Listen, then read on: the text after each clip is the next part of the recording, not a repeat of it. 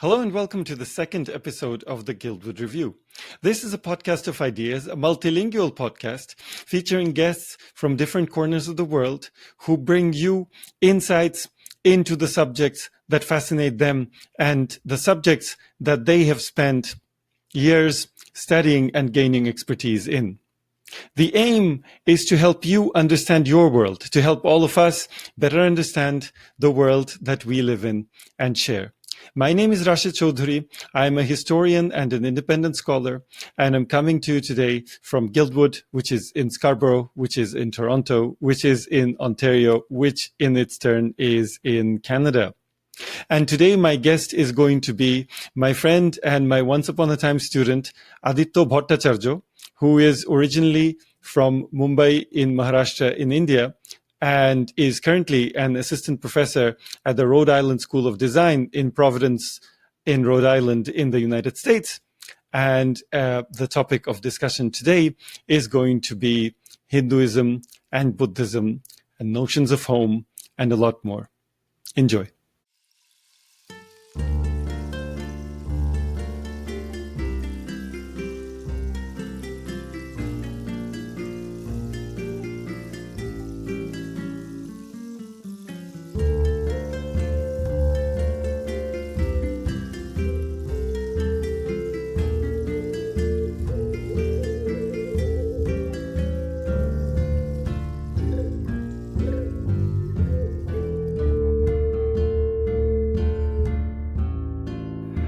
Hi, Aditya. Welcome to the second episode of the Guildwood Review.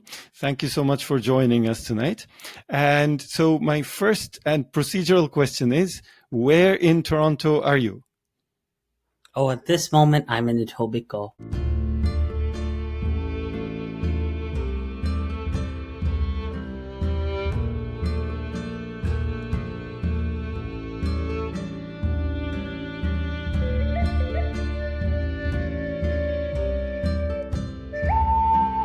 So we did meet up earlier today, as you know, and we attempted somewhat valiantly to make use of the wonderful studio facilities at one of the libraries in Toronto and couldn't make head or tail of it.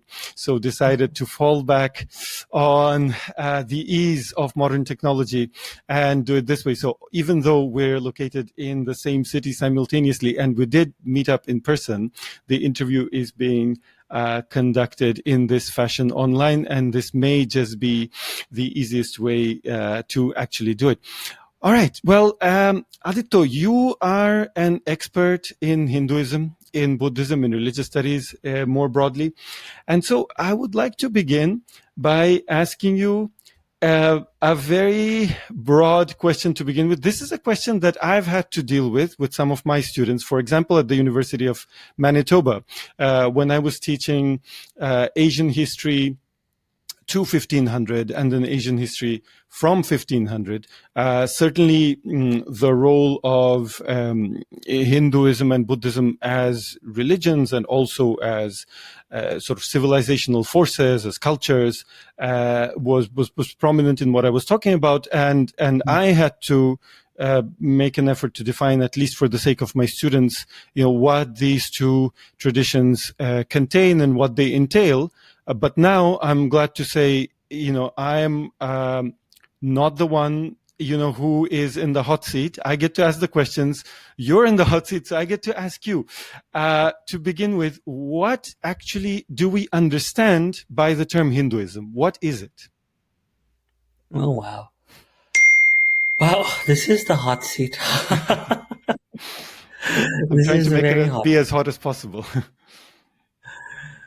Well, I like words. I like thinking about where words come from, how they've evolved, and where they might go. That makes you the perfect guest for the show.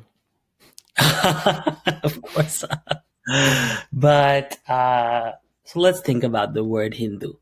A common Emic argument that's made is that Hindu, or the word Hinduism, is not a native term. It's not a term that is native to the subcontinent. Sorry, just to interrupt you briefly, did you say a common Emic argument? Yes. So to backtrack a tiny bit, what do you mean by an emic argument before you head back to your definition of Hinduism? Emic, well, you have these two famous terms in religious studies, these two perspectives. You have the emic perspective and the etic perspective. Sure. Emic refers to a perspective that comes from inside a faith tradition. Etic is one that sort of is a perspective that is a little more positivist, a little more scientific, maybe an outsider's perspective about what's happening within. Sometimes they converge, sometimes they diverge, but I think a scholar needs to know both points of view. So an emic view is that, and I mean, I think this is one of those situations where both the emic and etic kind of converge. The word Hindu does not originate in South Asia. We have what's today known as the Indus River, which starts up in Tibet and flows down into what's today Pakistan and washes out into the Arabian Sea. In Vedic Sanskrit, the name for the Indus River was the Sindhu Nadi. There is a big cluster of 7 rivers, Sapta Sindhu, which are mostly in Punjab. What's the broader region of Punjab, spread between both India and Pakistan. That river, the Sindhu River, served as a natural border between the Sanskrit-speaking cultural sphere and the broader Persianate world. Now, this is a very interesting feature of language and words. That sa sound of Sindhu was because of linguistic reasons. The sa gets pronounced as a ha in Persian. So Sindhu Nadi becomes Hindu. And Sapta Sindhu, for example, the 7 rivers of the subcontinent become Hapta Hindu in Persian. That word gets used, that sort of geographic term gets used by Persians to define the people living east of the Indus River. No matter what their religions are, no matter what their traditions are, those people, anybody who lives east of that river, they have the term Hindu imposed upon them. So with that, if we look at the word through that genealogy, the word Hindu or the concept of Hinduism is an umbrella term that refers to a broad plurality of traditions that are practiced in South Asia. Sometimes these traditions are complementary. Sometimes they have tension. Sometimes they're outright hostile. That being said, while the word was imposed from the outside, it has sort of been assimilated. It's become part of daily life in the subcontinent, so much so that people over the past 500 to 1,000 years have found ways to, achieve consistency between the different kinds of schools, the different sampradayas. That's an emic term. A sampradaya is basically a school of philosophy or a school of practice. Right. Now, I would just sort of going off the modern Bangla meaning of the term, if I were to say the word sampradaya in Bangla, I would understand that as a community. Is that how it gets used as well in the sort of more classical definition? Right. Yeah, I mean, if we look at it from that classical standpoint, a sampradaya refers to a community that develops around a set of ideas. Right. So here you have a case of texts and ideas being the source of community, which I think is kind of, that's what makes religion beautiful and worth studying. How is it that, ideas, abstract concepts that exist, we don't know where they exist. They have such real life I don't know, real life ramifications. They serve as Absolutely. these. You have here examples of fantasy Right. serving as sources of reality. Hmm. So we see a very similar thing kind of appear. We see a very similar sort of thing happening in this case study of Hinduism, where a word that's kind of imposed upon the native peoples of the subcontinent 1,000 or more years ago gets adopted, and it takes on a life of its own. And now I think many people, I'd say most Hindus in South Asia, if you went and told them you're not really a Hindu, or because this word was given to you by the Persians or this word was given to you by the Greeks, they would punch you in the face. Because Sure. Although, to be fair, some Hindus do tend to make the argument, though, that sort of a more apposite term might be Sanatana Dharma, right? Like, to what extent is that a mainstream view? And to what extent is it sort of a very marginal revisionism? I can't quite tell which of the two it is. I think this is one of those concepts that sort of both arguments are true to some extent, Right. The word Sanatana Dharma does have a textual basis. It does appear in, I think, the Rig Veda. I have to check the source, but it does. But it doesn't refer to this entire tradition. I see. What in the 19th century? This is an argument that's been made, especially so since the 90s and early 2000s, where you have this new narrative emerge in religious studies, where the very concept of religion and the very concept of world religion, rather, what is religion? If we think about, I'm not asking you to give me an answer. Sure. Yeah. This is what I begin my classes with. What is religion? That's what I tend to do as well. It's a rhetorical question more than anything, but my fallback position is to always go to the Latin definition of religio, the connection between us and a higher plane, etc. But even there, sorry to cut you. No, not at all. I begin my semester with my, your audience might know that I teach at the Rhode Island School of Design. My students are, they're studying to be artists. A drawing that would take me an entire day to do, my students can do in 5 minutes.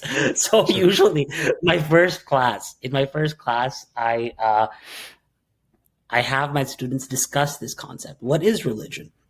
And I tell them, each of us has an idea about what this concept is. Let's get together and draw what it means to us. So I give them 10, 15 minutes. Like, what image does the word religion bring to your mind? Visualize it and produce a drawing for me. And what does it bring to their minds? What sort of output do you tend to see at the end of those 15 minutes? Oh, it's so diverse. It includes things like pictures of trees, fires burning, symbols like crosses, churches. I've had one student draw a picture of incense. Right. Wafting sort of up into the sky. Yeah. I can send you photos of these. Yeah. That would be wonderful. Actually, I've had one student draw a picture of Garfield because perhaps relaxation is that particular person's religion. Yeah. But sorry again to cut No, not at all. Yeah. That this is a very good starting point for the conversation that I want my students to have. This term is a very contested term. Of course, people, scholars can't agree on what it means. Right. It's not like I tell them, if I asked you to draw an elephant, each of you would draw something that looks roughly similar. But here, with this concept of religion, the possibilities are infinite. Well, yes, because it's an intangible, and so therefore. It's something that has a place in our imaginations, and therefore, obviously, is perceived quite differently. Now, I wonder if you could similarly define Buddhism. What is Buddhism? And then a related question, actually, it has to do with the status of Buddhism as a religion that is that has some sort of independent existence from that of Hinduism. I mean, your dissertation, which I've been studying in detail lately, talks about the cross connections between modern practitioners of Hinduism and Buddhism, and the points of convergence that some of them have found in their own personal lives between the two traditions. And at some point in history, of course, the two diverged from a similar sort of set of origins. Now, in India, if we talk about the politics of classification, then in certain circumstances, followers of the dharmic religions, such as Buddhism, get classified under the broader wing of Hinduism. To what extent is that acceptable to actual Buddhists? And then, of course, whenever we see, for example, mass conversion ceremonies from Hinduism to Buddhism among Dalits, we, in particular, those who follow the Ambedkar tradition, there's an emphasis on rejecting the Hindu gods, and in that sense, sort of, adopting Buddhism as something quite distinct from Hinduism. And so, yes, for the benefit of our audience, what is Buddhism actually, the way you understand it? And then to what extent is it a form of Hinduism, a branch of Hinduism, or something entirely separate from Hinduism? Okay. So let's go back to a point of conversation we were having slightly earlier. With this, we sort of left that conversation about, the word Sanatana Dharma. Yes. Sort of, we left it kind of hanging. So one of the things that happens when you give something a name, when you give a tradition a name, is you kind of make it a thing. You reify it, Right. And you sort of set clear parameters or boundaries to it that separate it from other things. And the process of giving firm and clear boundaries to what we call Hinduism or what we call Buddhism, these are, I don't want to say only, but I think colonialism, Western colonialism, plays a significant role in deciding what those boundaries are. Sure. But as does the modern Indian state, for example, exactly, right? Through its laws. Exactly. This is a very classic narrative from history where, you have, who's the scholar who says the project of making world religions was the projection of Christian disunity on the rest of the world. That's very interesting. I have to find the scholar again. I'll get that for you. Right. But so when you have British Protestants coming onto the subcontinent, they're confronted with this tremendous diversity of religious objects, of cultures, of traditions, and they don't know how to make sense of it all. They think it's just all mumbo jumbo, The idea of gods being, the idea of a god appearing in the form of an animal, with the head of an elephant, with the head of a monkey, with the body of a woman. In fact, that was seen as even more repulsive than God showing up as an animal.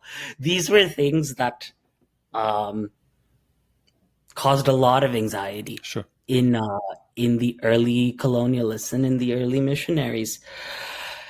This leads to, the birth of lots of polemical, anti-Indian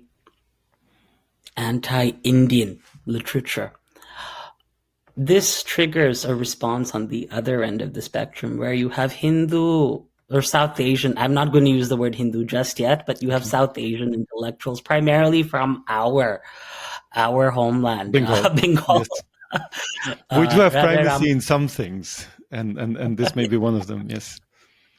You classic Raja Ram Mohan Rai, Keshab Chandra Sen, K.C. Majumdar. You have lots of people, involved in this process who sort of say, no British colonialist. If you're so prideful about your tradition, we have something that's even more superior than yours.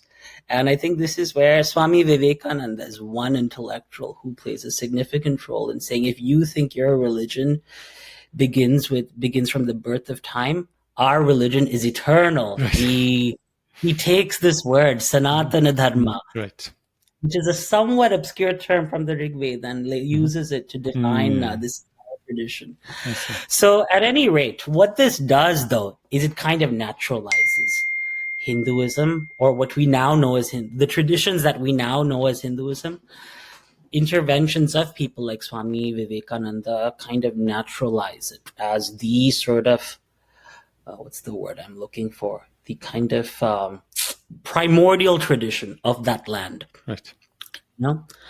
Now, the truth of the matter is, the earliest texts that Hindus today claim as their ur-text, their original text, the Vedas, are indecipherable, or they're the practices and the traditions that get described in the Vedas are impenetrable. They're not easy to understand. They're not meant to be easy. They're meant to be studied. They're meant to be reflected upon for years and years. And you need to have an exegete, a Brahmin. Right. And not any kind of Brahmin, a very specific kind of Brahmin. One who is trained in a certain scholastic tradition. There are different. You have the temple Brahmin, you have the Agnihotra, the Brahmin who sits around the fire, and then you have the Brahmin who works specifically on texts. You have a very specific Brahmin who's supposed to interpret all that impenetrable material for you. And it's hard to say, but either way, and the Vedas are a very fascinating text. Roughly, again, now I'm using etic language here. The earliest substratum of the Vedas date back to maybe 2000 to 1800 BCE. So this is very old material that we're dealing with, In that material, there's a sense of certainty. Wait, I mean, did you say 2800 BCE? 2000 to 1800. Oh, okay, 2000 to 1800. Well, because I was sure, because I was under the impression that the Aryan, let's not use the word invasion, which is heavily contested, but say the Aryan, the Proto-Indo-European migrations, or the Indo-European migrations that occurred based on genetic evidence and so on, would have been about 1500 BC. So does that not place your estimate of the time of the composition of the Vedas a little bit before the consensus regarding the time of the migration? I could be wrong. I don't mind. I have no shame in admitting that I could be wrong. Nor need you have any. I mean, I was just wondering about the timeline, but ultimately that's of little importance. I mean, When we're looking into the realm of pre-Common Era Indian history, we're dealing with lots of mysteries. We don't have the records that can tell you that can give you precise dates. So it could be 1000 BC, it could be 2000 BCE, and I think 1500 is just taken as a nice number. That's quite possible. The halfway point. Right. But at any rate, what I wanted to say is that the early Vedas reveal a sense of certainty and confidence regarding how the universe works. The universe is very structured, it's very ordered, and it presents a sense of correspondences, bandhutva, between the human body, the microcosm, and the larger universe, the macrocosm. And there's this, and I mean the ceremonies, the sacrifices. It's a tradition that's centered around this act of sacrifice, this act of, a sponsor, a yajman, sitting around the fire with a priest. Usually, I think the yajman's wife has to be present.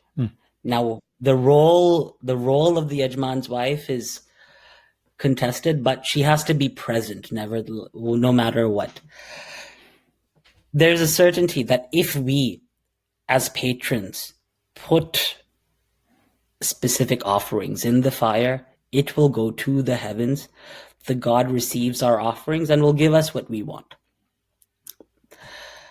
Now, I think this is true. This is true for any tradition across the world, but it's certainly true for South Asian religious traditions. As long as you have orthodoxy, you also have You also have questioning. You have skepticism. And that's what we see happening with the Vedas.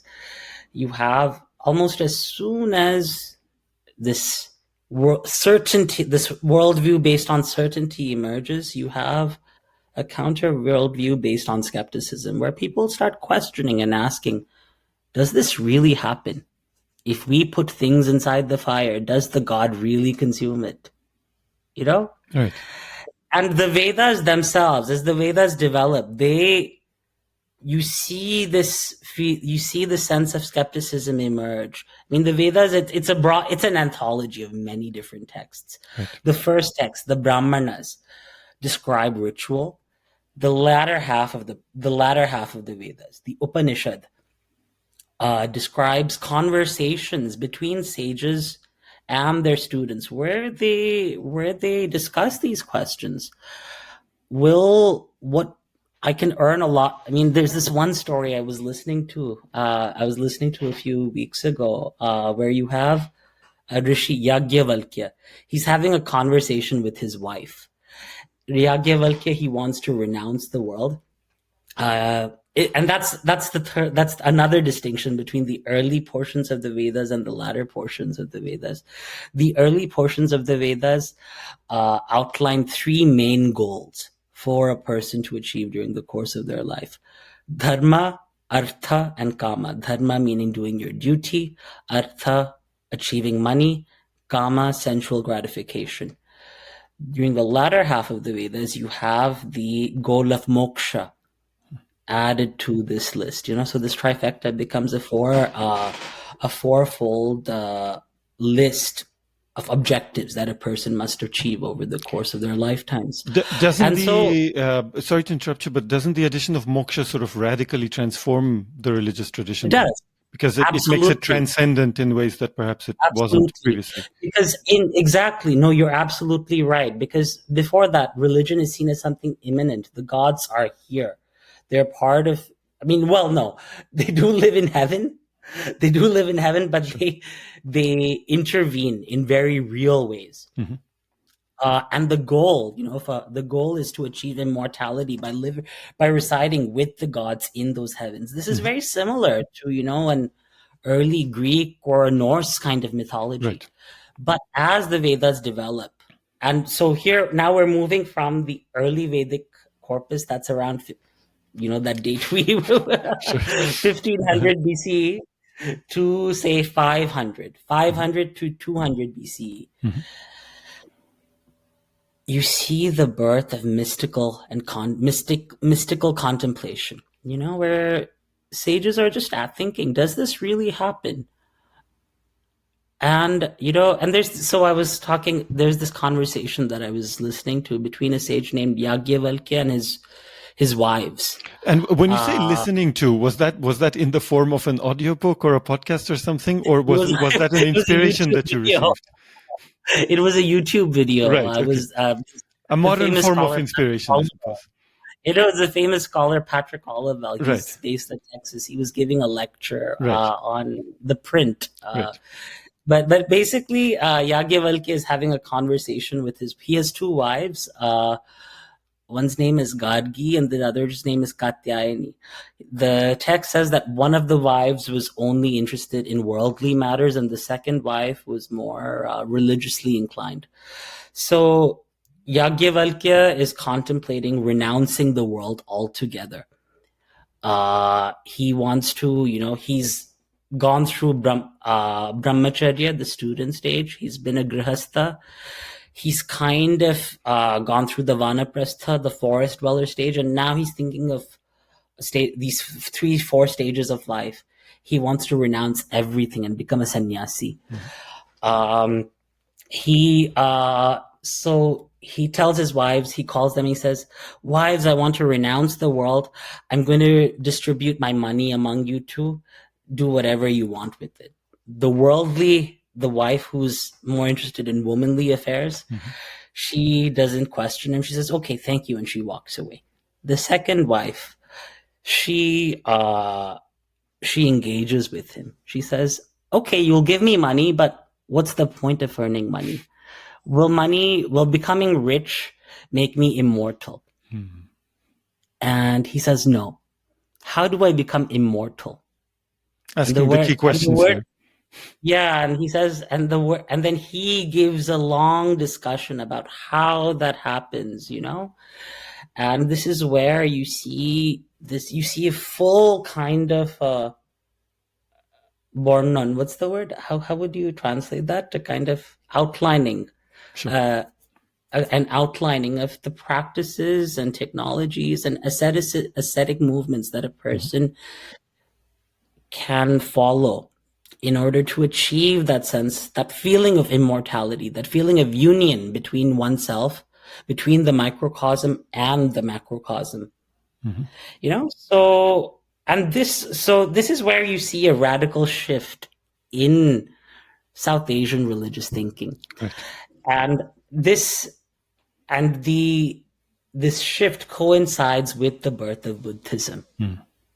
This is coming to the original question that right. Yeah, I knew you were leading up to it in some way. Yeah. So roughly. So I mean, if like these Upanishads that I'm referring to, the earliest we think dates to around 700 to 800 BCE. So the theory is that you had the Brahmins, the main controllers of the fire sacrifice, who represent that feeling of certainty. Shortly after they establish their reign, you have people who are discontent and who are questioning. And so they kind of move away from settled urban life to the forests and begin engaging in these mystical practices of contemplation, practices of asceticism, practices of mortification, all kinds of, we don't even know the entire scope of what was happening. So were there a number of figures similar to the Buddha who eventually emerged? It's just that this one got a unique set of insights and therefore became uniquely famous and influential. Exactly. So the distinction that's raised in early Vedic and late Vedic literature, the distinction that's raised is, the divergence between the certainty of the Brahmin and the skepticism of the Shraman. Shraman was so you have this entire community of skeptics living outside in the forests. Right. In the forests, and interestingly, these skeptics you find more and more skeptics the more east you go in South Asia, towards Varanasi, towards Bihar, towards what's today Bengal. I mean, our ancestors were always nosy and asking questions, basically. So you have all these Shramanas living in the forests. And so when Prince Siddhartha, when he, I'm sure you know the story of his life, when he has that, moment of repulsion towards the world of everyday affairs, right. He knows where to go because there already is a community of Shamanas living outside in the forest. They're known. He knows where to go look for them. That's why he goes there. And so, which is why, in fact, one of the names for Buddha in Thailand specifically, a name for him is Samana Kodom, meaning Shramana Gautama. Right. That completely makes sense. Right. So that places him in his context. Yeah, exactly. It places him in that social context as someone who is skeptical of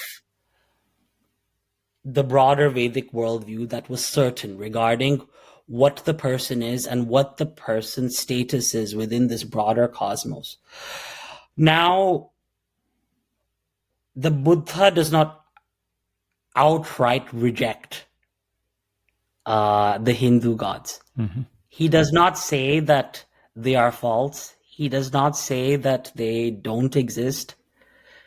He simply says that their purpose in the universe is temporary.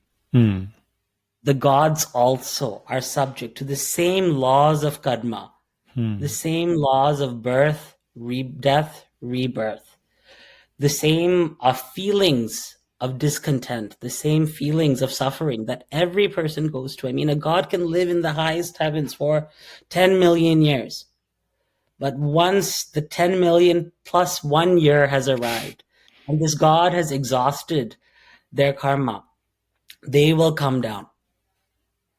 But by contrast, a hell being who, who has the worst possible karma, also has the possibility of going all the way up to heaven. There's one famous story. My PhD mentor, Justin McDaniel, he's told me this story.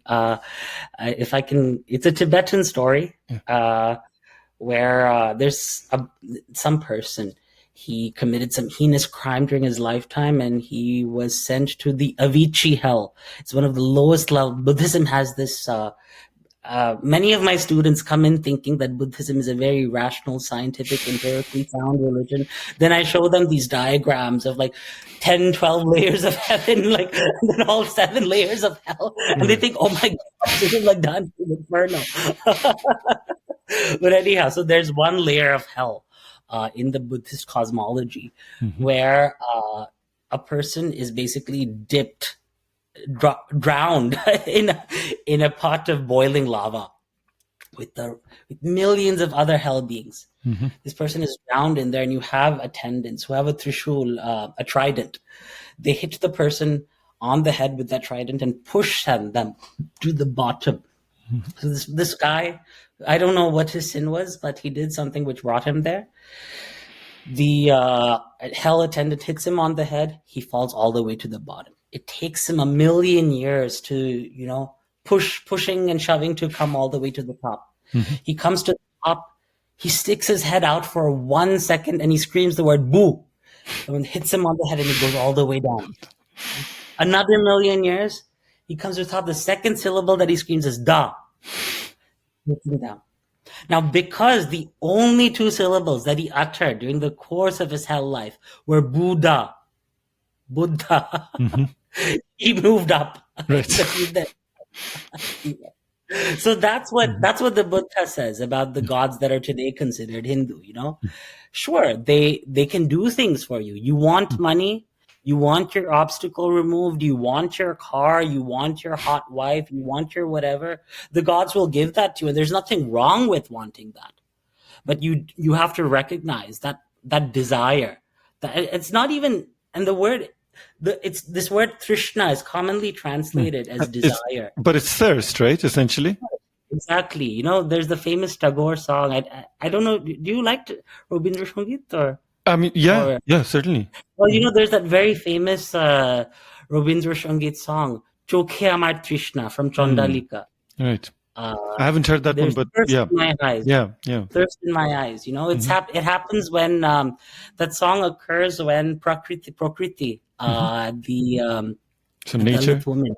Yeah, her name is Prakriti. She's asked by her mother, "Why are you suffering?" She's fallen in love with the Buddha sidekick Ananda, and she asks him, "Why are you suffering?" So she sings, "Chokhe amar trishna, O go trishna amar bukho pare, chokhe amar trishna." There's thirst in my eyes. Yes. This is when she's articulating what suffering is. That's the word. Well done, by the way. I mean, how could this possibly be the meeting of 2 Bengalis, whether online or otherwise, if nobody started singing a song by Rabindranath Tagore? I mean, that just would not work. Therefore, I was, a few hours ago, I was sitting here wondering how exactly we could weave Rabindranath Tagore into the conversation, and you've done it for me. So, my gratitude. No, Rabi Tagore was brilliant. Yeah, Rabi Tagore's understanding of how to weave in very complex Buddhist concepts. Here you have the 4 noble truths of Buddhism. The first is all is suffering. All this is suffering. The second is trishna. Thirst is the cause of suffering. Right. Rabi Tagore, he blends this into a story, which is the other major part of this conversation, Ancient India was a literate society. Writing did exist. However, each of these thinkers, they didn't write out their teachings. They had conversations with each other. They were telling each other stories. So what Rabi Tagore was doing in the 19th century, where he was, he was making a Buddhist story. He was trying to revive Buddhism in a way in 19th century India. So this brings us to the next question. It's interesting. This brings us to the next question that you asked me about how Buddhism is being mobilized in contemporary India today as this kind of opposition towards Hinduism. And at the same time, there's also the view, as I mentioned, that it is rather just a branch of Hinduism, with like the Buddha being one of the avatars of Vishnu and so on, right? Like so. Yes. So there's an outright denial on the part of some people that Buddhism is a separate tradition, and on the other hand, there's this kind of strident, perhaps, claim on the part of certain Buddhists that they're something entirely different from Hinduism, right? So exactly, both exist at the same time. No, precisely. So you have the same thing happening here, where how do I explain this? The interpretation of Buddhism as an anti-Hindu movement. This is how do I say this diplomatically? A ridiculous claim, let's say. No. Not. I don't want to say it's ridiculous. Sure. Because the Buddha. I mean, the second sermon. The first sermon is where the Buddha teaches what's it called? The Four Noble Truths to his 5 disciples. The second sermon is known as the fire sermon. It's the Buddha. He meets a community of fire worshippers. They're probably Brahmins, Agnihotris. Mm-hmm. And he shows them, he uses their language of the fire sacrifice to tell them that what they're doing is inadequate. Right. So the Buddha does have this, the Buddhist teaching does have this sort of grounding, if you will, in Hinduism. Is that what you're... An anti-Vedic, I don't even want to say anti-Vedic, it has an anti-sacrifice tone. Right. It does have an anti-sacrifice tone. So, well, anti perhaps ritual sacrifice, but sitting for 20 years under a tree, is that not an even bigger form of sacrifice, if you will? Well, that's his argument. Right. That's his argument. What's this fire that you're working that you're working with? He says this physical fire that you're building and putting things into. Why don't you interiorize that fire? Why don't you burn a flame within yourself? And distribute other things rather than these physical offerings, these objects. What's there within your mind that you can put inside that fire?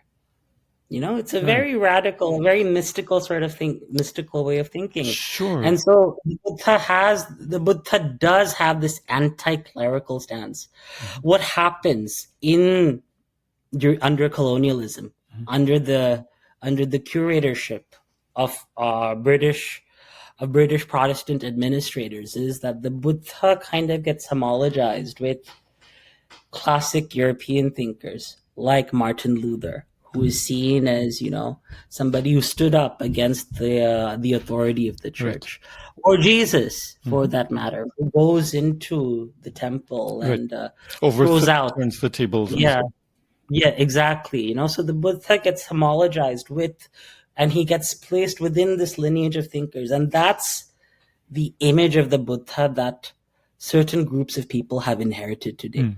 Now, it's not inaccurate, but I think portraying the Buddha as an anti-Hindu, as somebody who portraying the Buddha as I don't even want to call him anti-Hindu. That's not. I don't know if that's how people in these traditions see the Buddha, but projecting the Buddha as a woke person, I mean, a social reformer or what have you. Yeah, as this radical reformer might be a bit of an exaggeration. Sure. Now, I wonder, just going off something you said about his conception of the role of the gods and sort of their place in the cosmos. Now, if they have no matter how great a store of karma, but yet a limited sort of stock of karma that they work through, this would indicate to me that there's a greater principle in operation in the universe, greater than the gods. Would he assimilate this principle to the Brahman, to the kind of indescribable ultimate divine reality of Hinduism, or would he think that there's something even beyond that? or is that just something he did not talk about? I like this question. I'm glad to hear. Buddha was a very smart man, No doubt. He knew how to give answers while not giving answers. Right. He was an academic before the concept of academia existed. Basically. No, so a student went to him and asked him this question: where does the world come from? Where will the world go? Blah, blah, blah. The Buddha replied with a story, or with an example. He basically said, if an archer hits you with a poisoned arrow, what will you do? Will you ask yourself, who shot the arrow? Which tree did they chop down to form this arrow? What kind of poison was used? What kind of poison was placed at the tip of the sharp end of the arrow?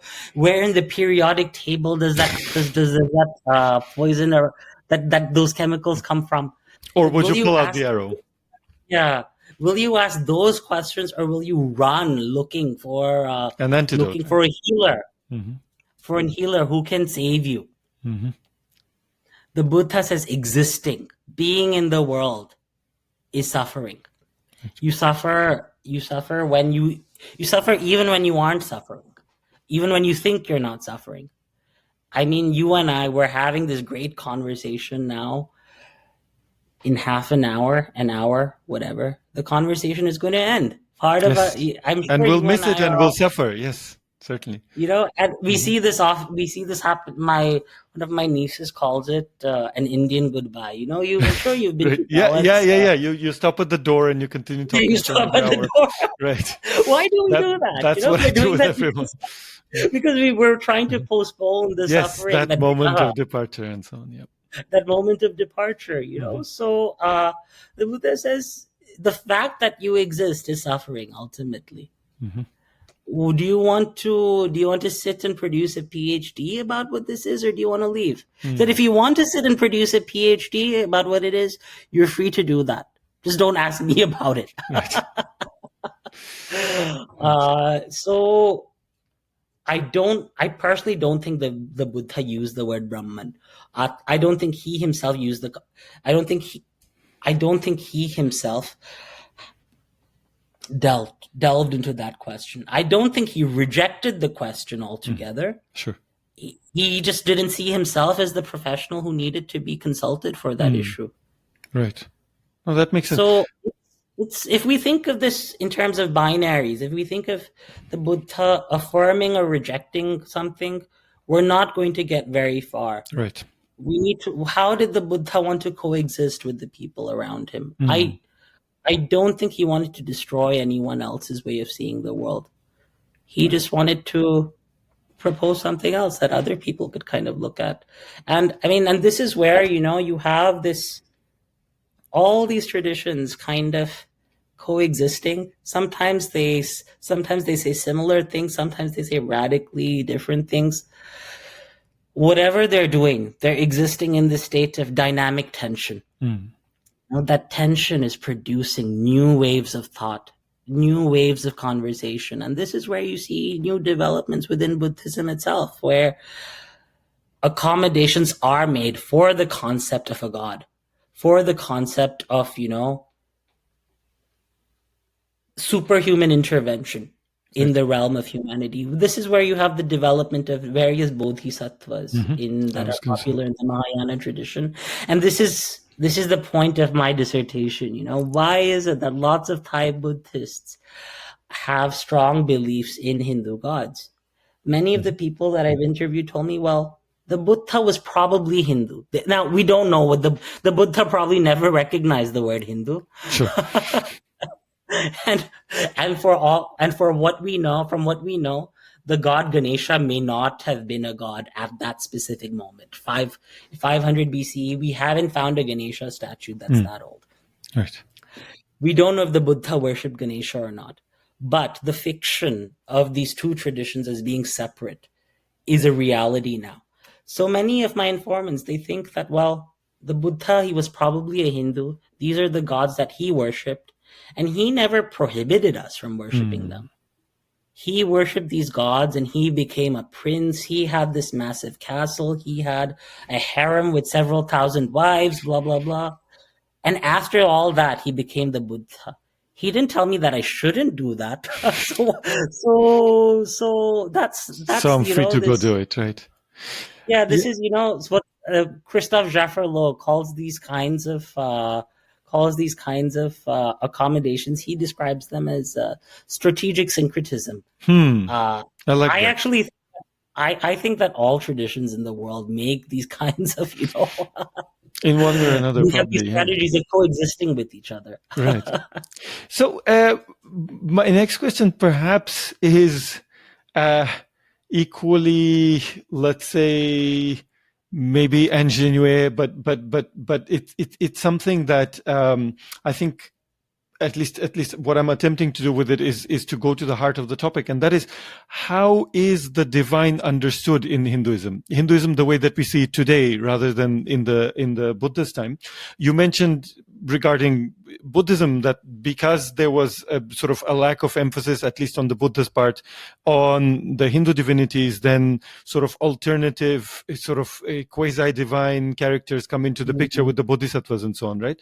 Now, but if we look at the way that Hinduism developed later and its sort of current guise, what is the divine to your average Hindu, if there is such a thing as an average Hindu? I like that question. You're asking me very good but difficult questions. But I like this though. I think you never took a religious studies class at McGill, did you? I took Islamic studies classes, like as part of my master's, but as you know, at McGill, Islamic studies was for certain institutional reasons separated from religious studies. And so, no, I never actually took a course in the Faculty of Religious Studies at McGill. Yeah. Okay. When I took the bread and butter course at McGill for Hinduism scholars, it's Religions 252, Hindus, Introduction to Hinduism and Buddhism.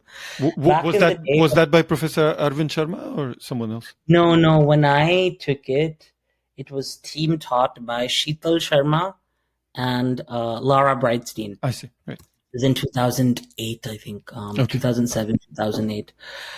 For the Hinduism, it was a semester-long course where Hinduism and Buddhism were taught together. It was in that, what is the auto mass, that big auditorium in that building. Right. I don't know if you, I can't remember the exact number, but it's in that building. Yeah. But so it's 250 students, a large group. So basically, the final paper for the Hinduism section of that class asked us to engage with the same question. Is the divine in Hinduism transcendent or immanent? Right. And I think the average Hindu today has the tools to understand the divine as both transcendent and immanent. So this is the interesting thing, that early bifurcation which we see between the Brahmana, who's certain about who the gods are and what they do, and the Shramana, who's not sure. Modern Hinduism has found a way to kind of bring the two together and have it coexist in the same religious field. The average Hindu, if you ask them, what's God? They'll say, well, God is one, sabka malik ek hai, sahib mera ek hai. But at the same time, if the average Hindu wants money, he will go to Lakshmi. Right. If they want, sorry, I should use the proper pronouns. If they want knowledge, they'll go to Saraswati Puja. If they want power, they will go to Durga. You know? How do these two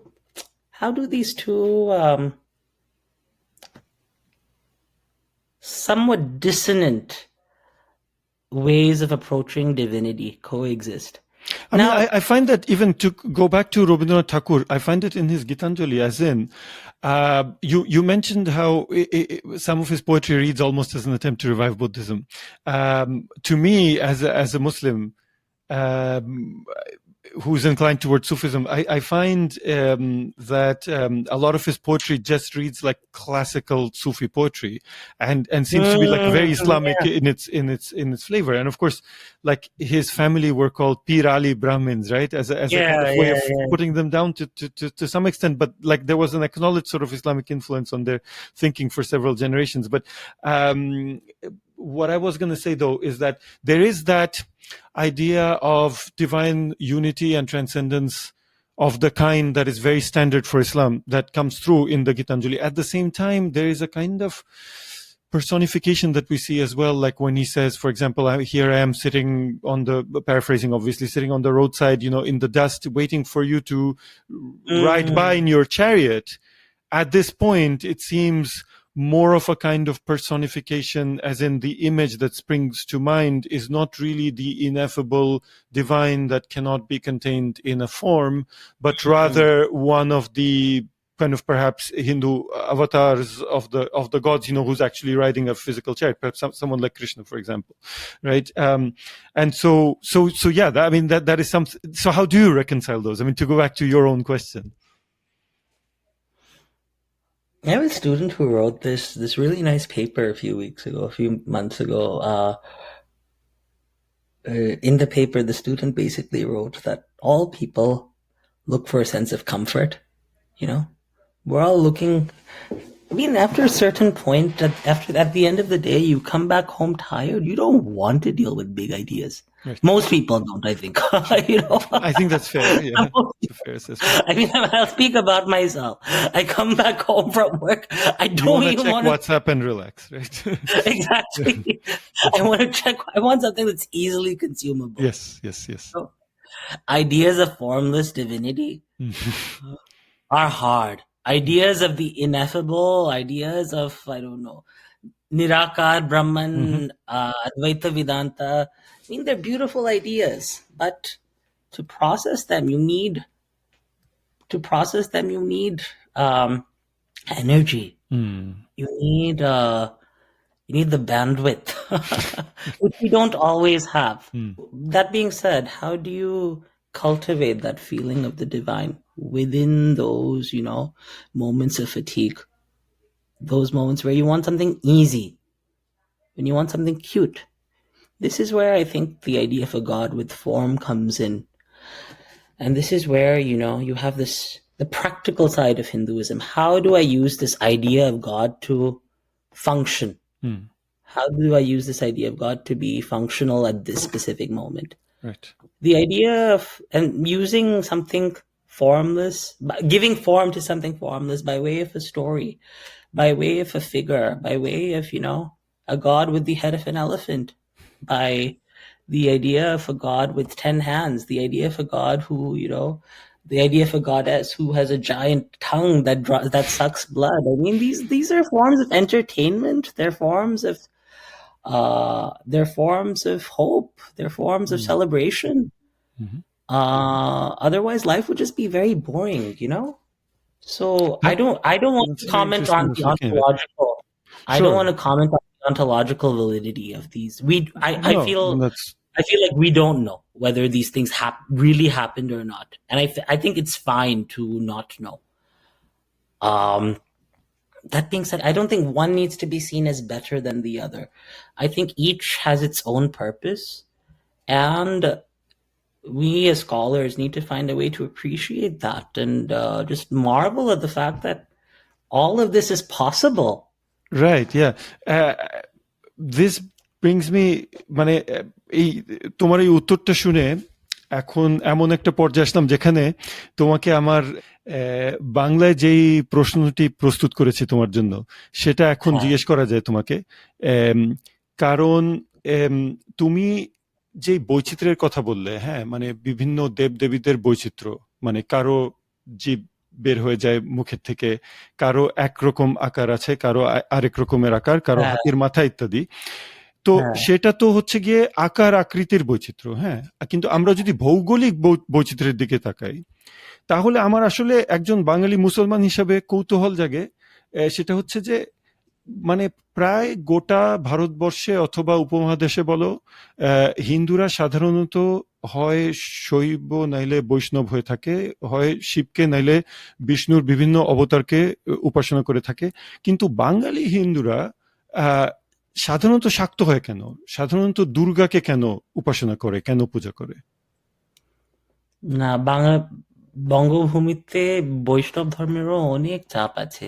আচ্ছা এই গত সপ্তাহে হয়েছিল তো রথযাত্রা। আচ্ছা হ্যাঁ, এই জগন্নাথ পুরী থেকে ইসকন মুভমেন্ট, ওই ইসকন সম্প্রদায় তো মানে ওই মন্দিরের ফাউন্ডার কে ছিলেন? অভয়চরণ দত্ত।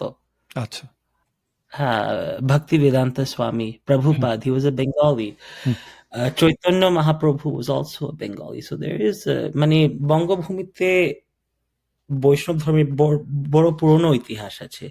আচ্ছা However, coming back to what we spoke of earlier, বঙ্গভূমিতে অনেক বছর ধরে ওই একটা স্কেপটিসিজমের টান রয়েছে।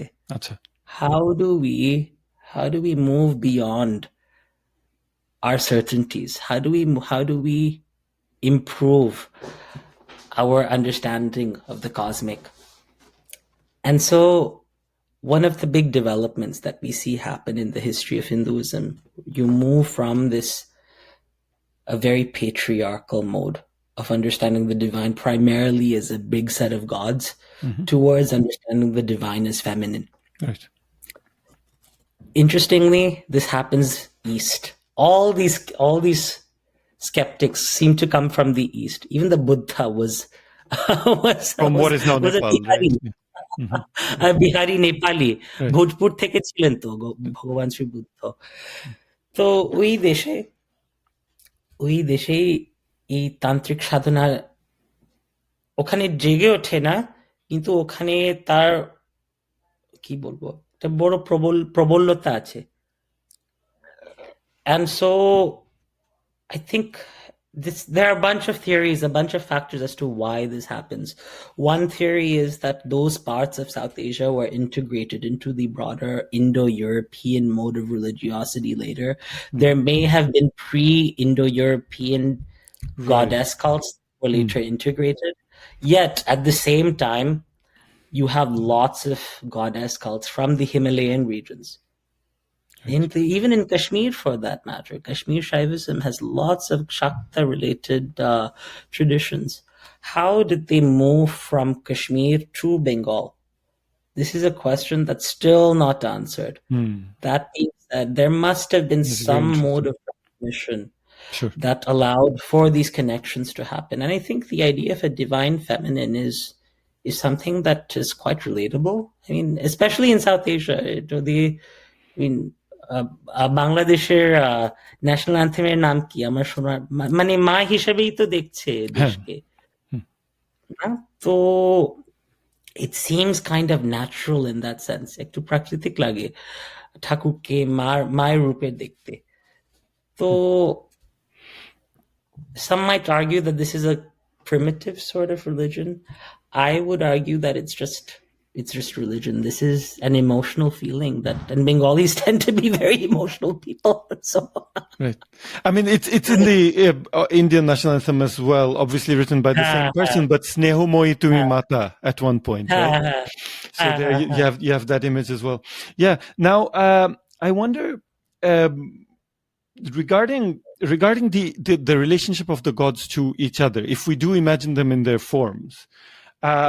You mentioned a couple of times in your dissertation something that actually took me aback a little bit, something I hadn't imagined in that way previously, and that is this idea of Shiva and Vishnu at different points actually worshipping Ganesh, and which confirms him then as a divinity. So and then later on you go on to say that that no matter whether one takes a Shaiva or a Vaishnavite sort of perspective on Hinduism, it's clear from Hindu texts that there are multiple attested instances, sort of attested in the text, of Shiva and Vishnu worshipping each other. So how is it that the gods worship each other, and when they do they not have to then kind of assume a kind of non-divine stature in order to not just respect someone, but to adore someone as a divinity? Because does that not automatically place the object of your adoration immeasurably beyond yourself?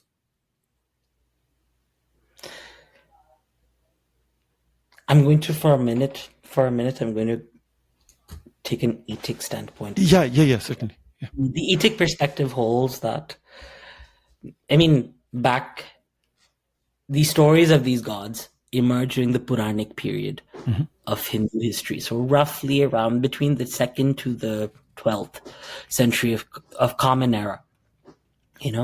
The etic perspective holds that you have these different textual traditions emerge where the authors of each tradition are trying to project their god as Superman, right, the god on top.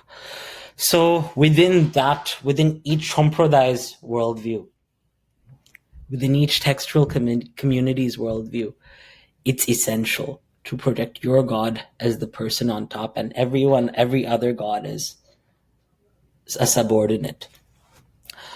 So this is one explanation for why you have instances of Shiva and Vishnu worshipping Ganesh, why you have instances of Vishnu worshipping Shiva, and vice versa, and you have instances in the Shakta tradition of everybody bowing down and worshipping Durga. That's one explanation. That being said, if I put on an Emic hat for a second, I don't think it reduces a god's godliness to worship another god, because there is, again, if we understand this concept of Brahman as an effusive principle as opposed to something that's constrained in a single form, it makes perfect sense for a god to recognize God elsewhere and to bow down before that God. And this shows you that, and if we think of it in this way, it shows that the divine is not one, it's not two, the divine is infinite. The divine is, and this is, interestingly, this is also related to the concept of Shunyata, or emptiness, in Buddhism, in Mahayana Buddhism specifically. I've had students ask me, what is Shunyata? The word shunno means zero, literally. Yeah, of course. So again, when I hear it, what I understand by that, sort of, at least on the surface level, is zeroness, so nothingness. Zeroness, yeah. What is nothingness? I tell my students to think about it in, my art students, I ask them to think about an empty canvas. What kind of feelings does it trigger in your mind? At one level, you feel excitement, thinking, "Oh my God, there's just white space over here. I can take all these colors." And you've had a little child, so you give a child a blank piece of paper and pencil, they just draw whatever. Exactly. Yeah. But at the same time, it can cause you anxiety thinking. Once you have a mind, once you have an intellect, you think, "Oh my God, if I put something down in there, right, that'll constrain it, right?" Yeah, it causes anxiety. So we have a choice over there. When we see these stories of gods behaving in specific ways, if we want to look at it from the standpoint of rationality and wonder, a god's godliness is going to be reduced if it falls down to another god. Yeah, we might be responding from that standpoint of anxiety. But if we see it from the mind of a child, with eyes full of wonder, we think, "Oh wow, a god is bowing down to another god, and this god is bowing down to someone else. And why can't everyone bow down to each other?" That's certainly a very interesting perspective, and it does clarify things. Now, regarding bowing down to someone or to something, you mentioned in your dissertation the conditions under which, specifically with regard to a particular image of Ganesh in a particular temple in Mumbai, the conditions under which that image actually embodies the divine, becomes the divinity. Yeah. So my question is, again, coming from a very aniconic background, right? Coming from an Islamic background, where sort of material manifestations of the divine made by hand are not allowed. Looking at it from that perspective, because that is my perspective. What I seek to understand is from a Hindu point of view, is an image, a graven image, like say a statue of Ganesh or a statue of another divinity, is that the actual divinity? So the same one. So let's say in that case, like, is every statue of Ganesh in every temple, if it is properly dedicated, properly consecrated, and all of the proper ceremonies are conducted in the right order, as you mentioned, if it is awoken and fed and revered and put to sleep, etc., and if it is prayed to and sacrificed to, etc., if all of that is carried out properly, then does each of those statues then actually embody the wholeness of Ganesh? Do they embody part of Ganesh? Do they kind of share in the essence of Ganesh, or do they become sort of divinities in their own right, while the actual Ganesh is in another realm? Or what is, in other words, the relationship of the statue to the object represented by the statue? Wow. Okay. Once the statue is vivified, once the statue has been brought to life, the statue is Ganesh. Okay. He's not a representation of Ganesh. He's not an icon of Ganesh. He's Ganesh, right, on earth. That being said, not all statues are the same. Sure. Which is because there are different kinds of each temple across India has its own story regarding its individual statue. So the Siddhivinaya Ganpati that you're talking about, that Ganesha is known as the Siddhivinayaka, the Ganesh who's responsible of siddhis, right, these special powers. Special powers that there's a classical list of 8 siddhis, where a person can fly, a person can control someone else's mind and make another person fall in love with you, blah blah blah, all kinds of magical properties. That being said, there's also the Karpaga Vinayaka, a Ganpati in southern India. It's one of the oldest Ganesh temples in Pilliyarpatti. It's a temple in deep south of Tamil Nadu, in the Karaikudi Chettinad region. I've written about the Ganpati in the Ganesh temple in Flushing, Queens. That Ganpati was directly inspired by the temple in southern India. That Ganesh has its own traditions associated with it.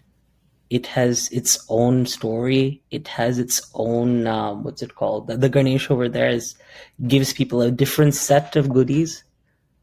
That being said, it's the same God.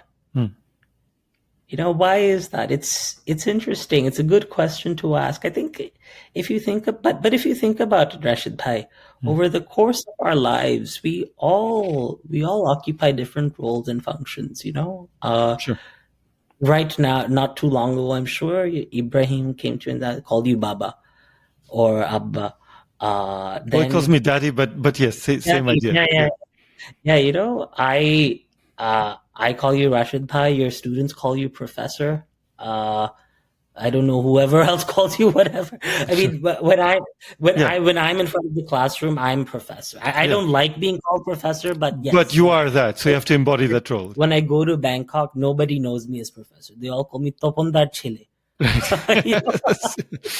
great. But I'm the same person. Yeah. I just have another story in another place and in another time. So we see something similar happening here.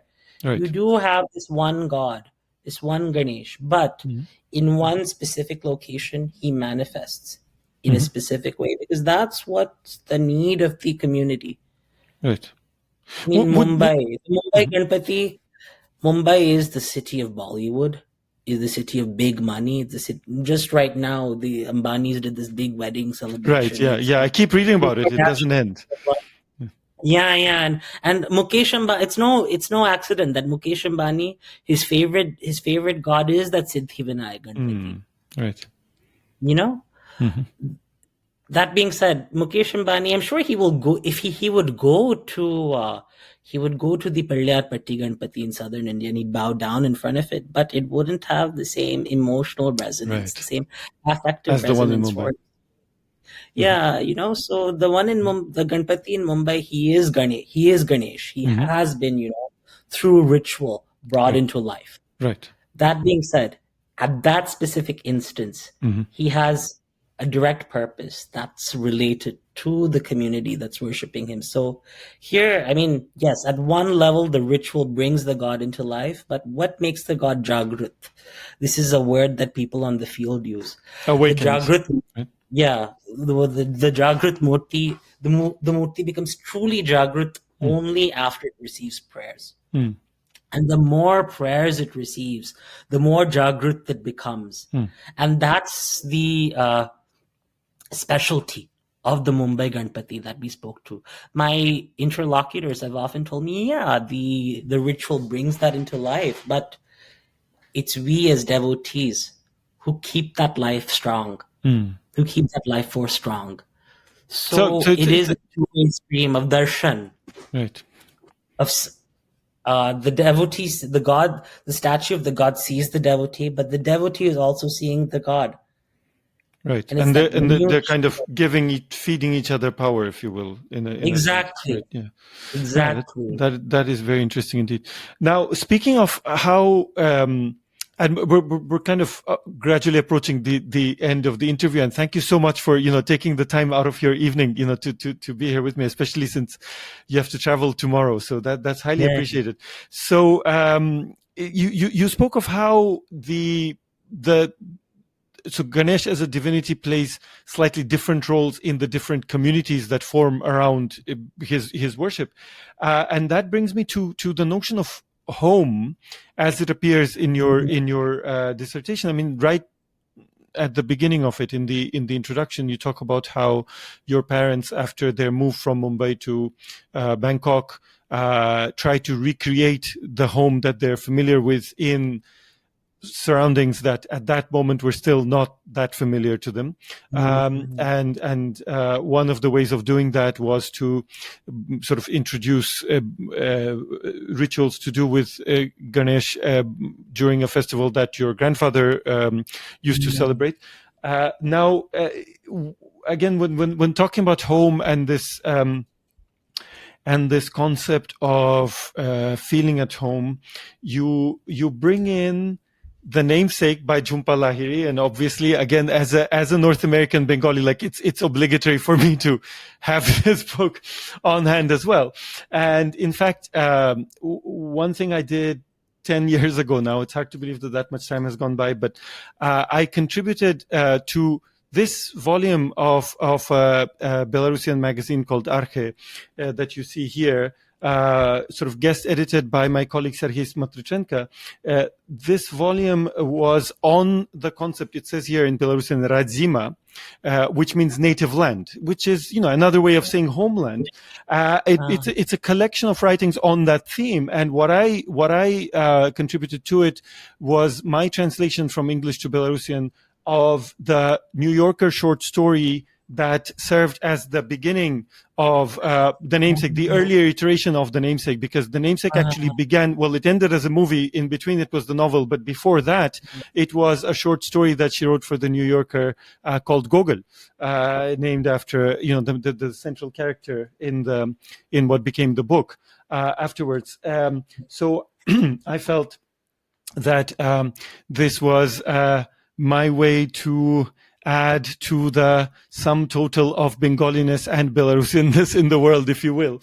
And so, of course, that's what ultimately the short story that then becomes the novel, that then becomes the movie, grapples with. And of course, you talk about Lahiri in the context of New York, and and you yourself point out that the novel is set more in the Boston area, at least to begin with. But then the movie, though, transposes it, sort of moves it then from actually from Boston to New York, perhaps because that's a more internationally kind of famous location. So that then brings me to my set of concluding questions. The first of which is, actually, I'll ask the first and the second ones together so that you see how they're related. So the first one is, what is home, the way that you conceive it as a category to think with, and then secondly, is religion primarily, or at least partially, a way of being at home, or finding your way home, or making yourself at home where you are? In other words, like, is it a way to relate yourself to whatever you understand by home? Oh, wow. These are very big questions. Let me try and answer them as I can. Sure. Well, I think, again, coming back to, what I discussed earlier about what is religion, you give 10 students, I'm sure, have you heard this joke? There are 2 Bengalis in a city and you'll have 3 Durga Puja committees. Have you heard this joke? I've heard of 3 political parties, and that applies to Bangladesh. But yes, similar concept. Yes. There were in Kuwait, while I was living there, there were 2 Bangladeshi engineer cricket clubs. Right? Because the one cricket club for the 200 Bangladeshi engineers who were living in Kuwait at the time could not stay united. It had to bifurcate in 2 and become 2 rival cricket clubs. So that's just a case in point of that. Yeah. No, exactly. We have a very similar situation when it comes to pinning down the definition of religion. Yeah. I don't want to say this is what religion is or this is what it isn't. But one of the things that it can be a very powerful tool for people engaged in this project of homemaking. Because what do we, I'm thinking about myself now. When I come back home from at the end of the day, I'm exhausted. I want someone to just put food on the table. The idea of a god coming down, an Annapurna, goddess of food, coming down, coming down and putting food on the table makes you think, wow, someone's out there in the world looking out for me. This is where that Nirakar Brahman becomes a source of comfort for a person. And in the lives of the people whom I studied, that feeling of home was cultivated through Ganesh worship. Because that's kind of who Ganesha is within the broader pantheon of gods, especially in the Puranics, many of the Puranic stories. Ganesha is not, a strong muscular deity. He's not like his brother who, is the god of war, strong, gets onto peacock, flies across the world, blah, blah, blah. He's not Shiva, this, again, another very powerful god who can control all his senses and battle all these strong, crazy demons. He's not Vishnu. He's not possessed with that innate royalty. Ganesha is the underdog. I'm going to use a word. I hope Ganesha forgives me for using this word, but Ganesha, if you think about him, is kind of like a clown. He's kind of like a freak, He's the head of an elephant, the biggest mammal on the earth, the body of a little boy. He's kind of chubby. He needs his mom to protect him. He's the classic underdog. I'm sure all of us at different points of our life have self-identified as that underdog. The story, that being said, in all of these stories, Ganesha seems to outsmart the people who are out to get him. I think I've written this. I've written the story about Ganesha and Ganpati and his brother and the competition of them going around the world. Have I? I think I've written that story. Haven't? I don't know if you came across it. But you can mention it like for our audience. Yeah. Yeah. Basically, Ganesha's elder brother is the deity Kartikeya, Subramanya. They call him Murugan in Tamil. He's the god of power, the god of war. Whereas Ganpati is soft and gentle, Murugan is strong and aggressive. There always seems to be tension between the two, and Kartikeya is always bullying his younger brother. Once, there are different versions of the story. Narada, the divine minstrel, the divine mischief maker, he comes to the gods and he brings a mango, a golden mango, and he tells them, Shiva, Parvati, I love you so much. I've brought you this mango. I want you to have it. He knows they won't eat it because they love their kids. He wants to cause problems among the children. So they say, oh, we don't want this mango. We have everything. We're going to give it to our kids. But which of the kids should we give it to? So they call the two of them. They say, kids, we love you so much. You are the apples of our eye. We have this mango that we want to give, but we don't know which of you to give it to. So here's the competition. Each of you has to go circumambulate the universe 3 times. The kid who does this first gets the mango. Kartikeya, his vanity steps in and he says, oh, I'm going to win this contest immediately. Oh, you Ganpati, you're so stupid, you're so slow, you're going to lose, you don't stand a chance. But anyhow, I'm off. He jumps onto his peacock, the peacock starts flying and he sets off. Ganesha is like, I don't stand a chance. I'm fat, I'm slow, my vehicle is a mouse. I can't win this competition objectively. Right. How do I win? He sits on the mouse, goes to the river, he takes a bath, he comes out, he sits on the mouse and goes to his parents. His parents see him. They say, Ganesha, why are you here? Your brother's already halfway through the competition. Start. Ganesha says, Mom, Dad, sit in the middle. They sit down. He sits on the mouse and goes around his parents 3 times.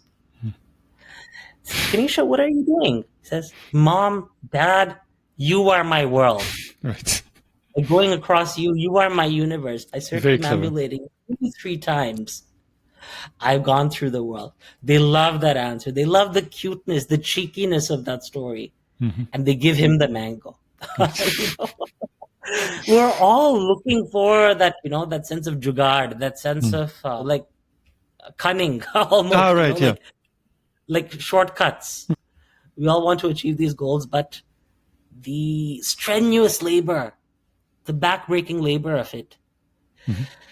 How do we achieve goals without putting in unnecessary labor? Right.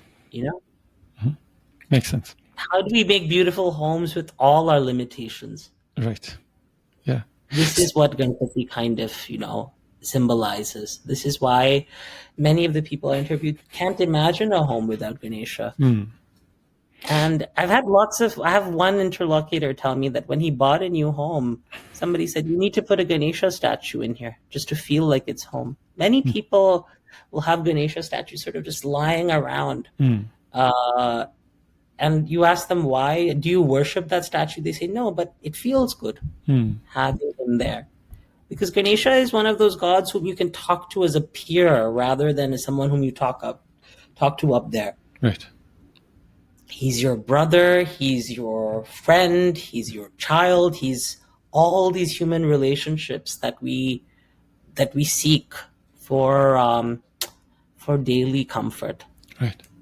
And speaking of beautiful homes, our home, yours and mine, used to be Montreal. Nous sommes tous les deux des vieux Montréalais.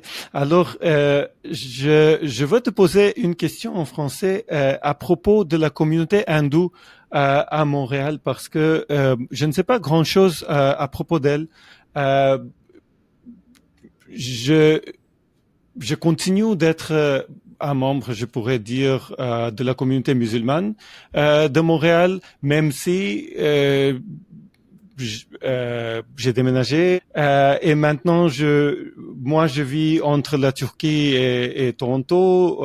Toi, tu as déménagé aux États-Unis, oui, à Rhode Island. Par exemple, moi j'étais à Montréal il y a Il y a comme un mois, j'ai célébré l'Aïd au sein de la communauté musulmane de Montréal. Mais à propos de la communauté hindoue, euh, et- qui sont-ils, d'où viennent-ils et est-ce qu'ils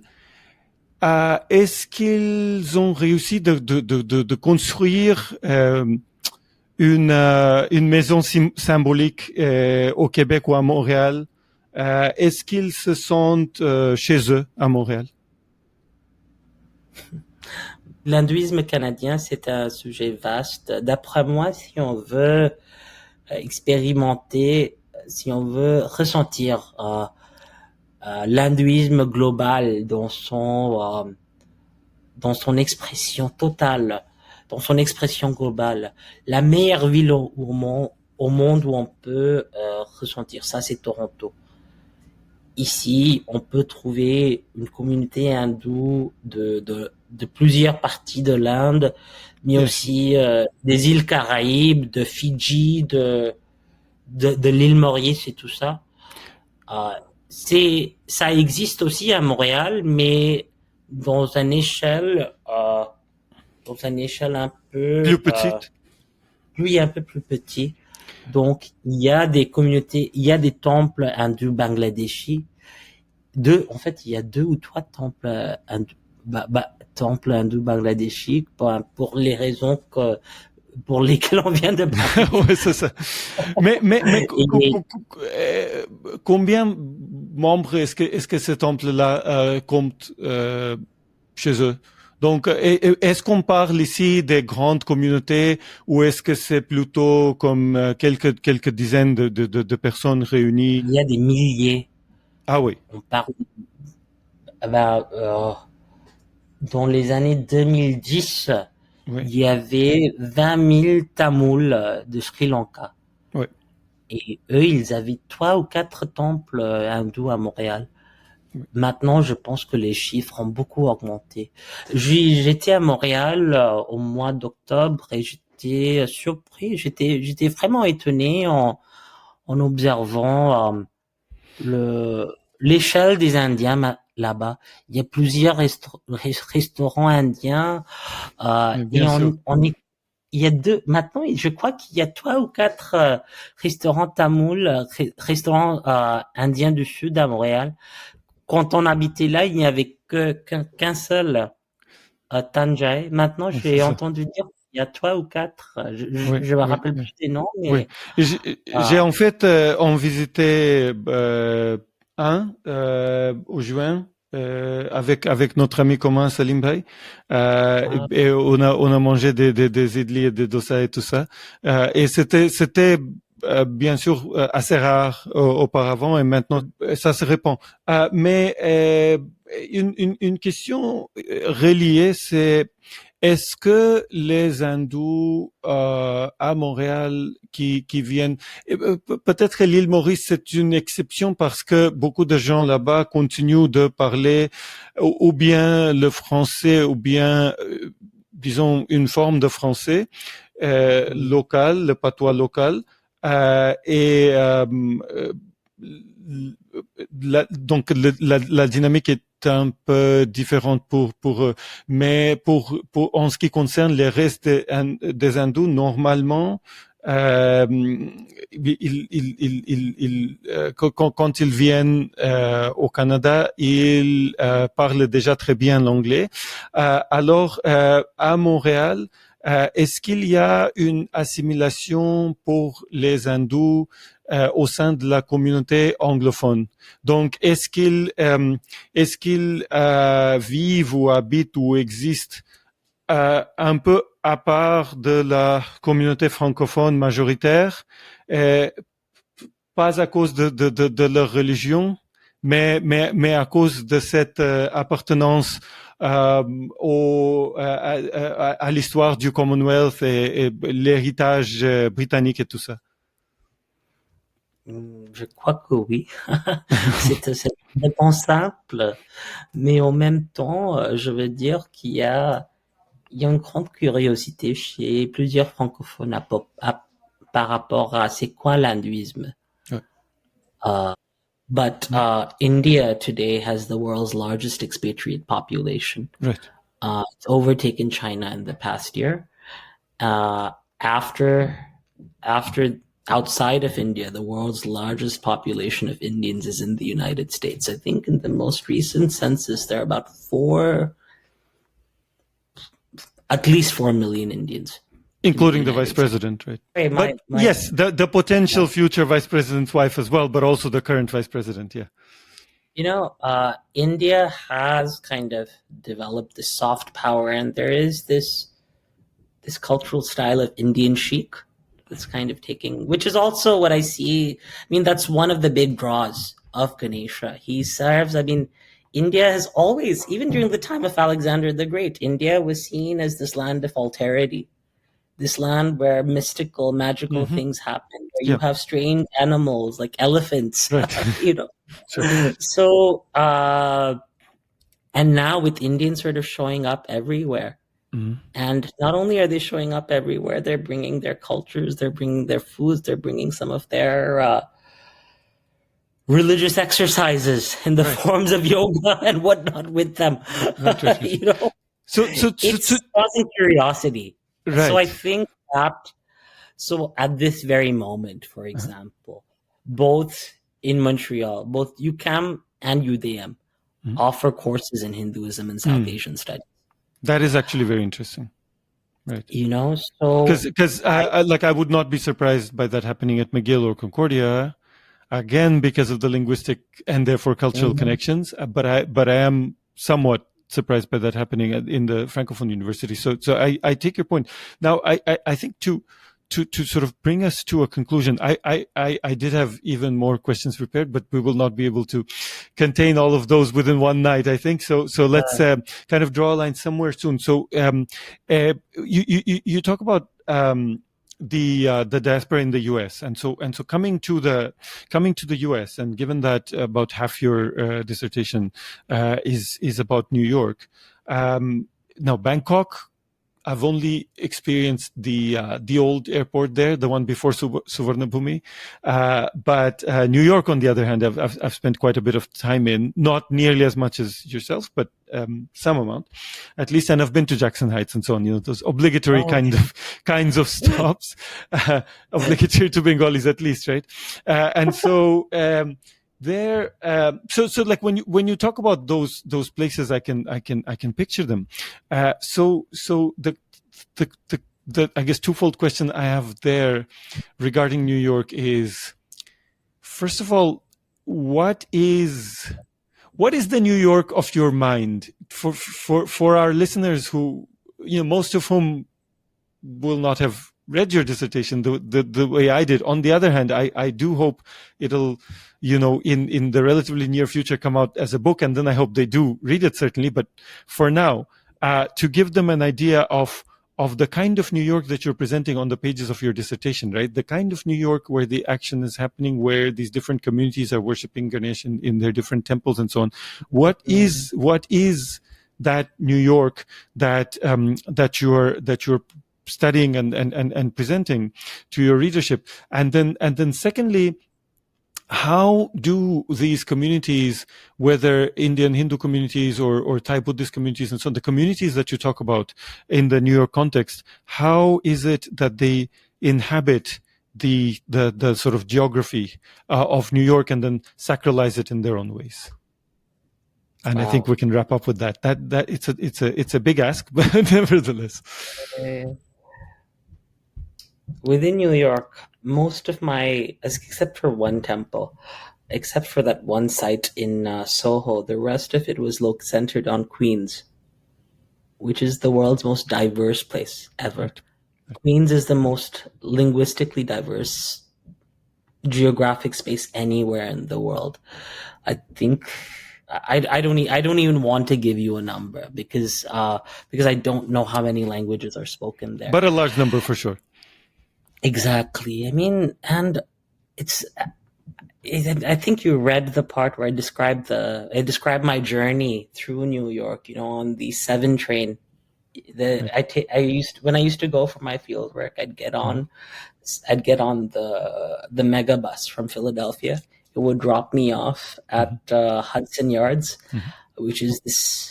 It's like the Dubai of New York. This very, this mega rich, this mega rich part of New York. There must be a New York of Dubai somewhere in Dubai as well. But in any case, go on. But at any rate, it's a fairly white. It's a very white, upper class neighborhood. That's where the 7 train starts. As you take it, though, you go through Midtown. Then you enter Queens. You start through the Italian neighborhood and you move toward the Greeks. Then you come toward the Bengalis, the Indians, the Pakistanis. Then you end with the Chinese. This is New York, You have New York is the world in a microcosm, literally. Right. It's New York. New York tells people that cultural diversity is the norm, not the exception. It's the idea that you have neighbors from different places in the world, that they speak different languages, that they eat different kinds of foods and what have you. This New York teaches you that this is unexceptional. New York is, home to the world.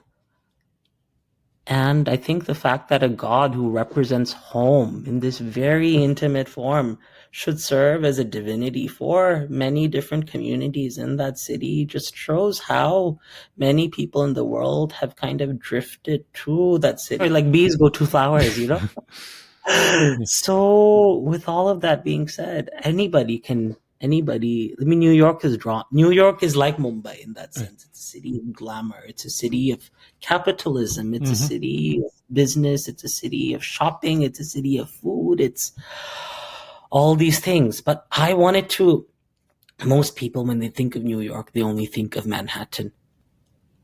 They think of the skyscrapers. They don't think of, they don't think of kebab in Jackson Heights. They don't think of kachi biryani, or they don't think of dosas in the Flushing Temple basement. All they think of really is Lower Manhattan, because there's that episode in Seinfeld when Kramer comes back with an "I Love New York" T-shirt and goes, "Jerry, it's a whole different world out there," regarding Lower Manhattan. No, pretty much. If Upper Manhattan, Uptown Manhattan is that different, then what can we say about, Queens, including Jackson Heights? Yes.